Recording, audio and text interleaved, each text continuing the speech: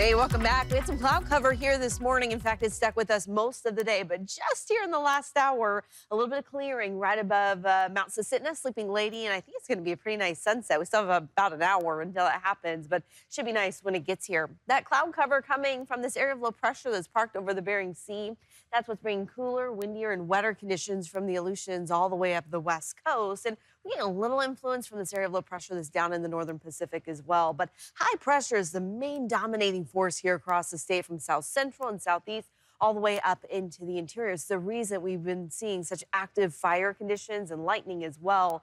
And we do still have that dense smoke advisory in effect for Fairbanks. Visibilities have been less than a mile in some locations. Margie Ubin sent in this photo. She was on the Alaska Highway coming back in. She says, it's good to be home, but look at those smoky skies and the filtered sun off into the distance. Thank you, Margie, for sending that in.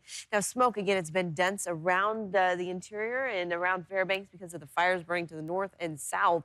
And you can see that pretty clearly here on our smoke forecast as you head north of Fairbanks along the Elliott Highway. Again, that is the Globe Fire. And then just south of Fairbanks, that is that McDonald Fire. Both of those are putting up a ton of smoke into the atmosphere.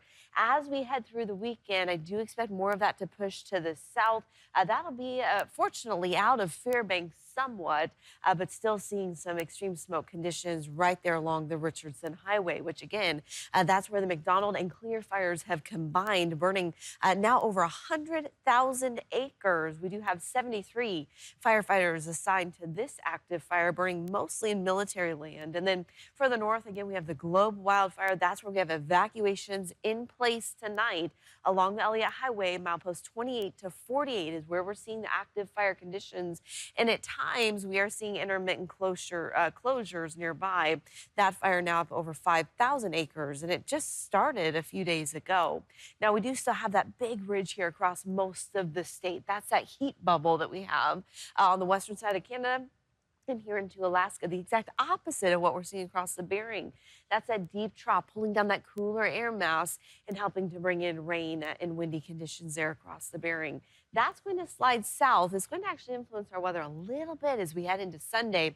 We're going to see chances for some showers pushing in right along the Kenai Peninsula and up into Prince William Sound, and you'll see chances for that eventually in southeast as well. But that's not going to last for long. In fact, that trough is rapidly weakening. That area of warm weather is going to expand here across the state. In fact, we'll likely see temperatures in Nome close to 70 degrees as we head into next week. So looking ahead, again, we're still going to see dry, warm conditions across most of the state. But if you're on the Kenai Peninsula, Whittier, Portage, out into Prince William Sound on Sunday, that's where we do have chances for some showers moving through. In fact, late in the day, could even see a few of those raindrops pushing through Anchorage and the valley. But again, it doesn't last for long.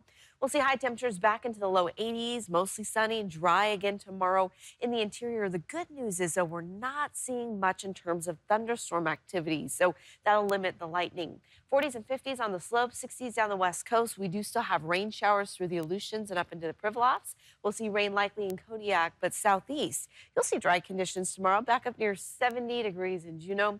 Even warmer in Skagway, back into the upper 70s there, mid-70s in Haines. A little bit cooler in Ketchikan. We'll get a little bit more cloud cover there tomorrow. Again, rain in Kodiak, but dry to the north. Get out there, enjoy it tomorrow on the Kenai Peninsula. Back close to 70 in Soldotna.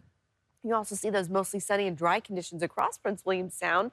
Mid-60s for you, close to 80 degrees in the Copper River Basin. And we'll see those mid to upper 70s also in the valley. Mostly sunny, dry conditions for your Saturday. Here in Anchorage, we're headed back to the 70s, third weekend in a row with high temperatures in the low to mid-70s. We'll be close to 70 still on Sunday, but again, clouds moving in. We'll see some stronger winds, chances for a few showers late in the day, and then quiet next week. Right now, 4th of July looking pretty good with those highs in the mid-60s, Joe.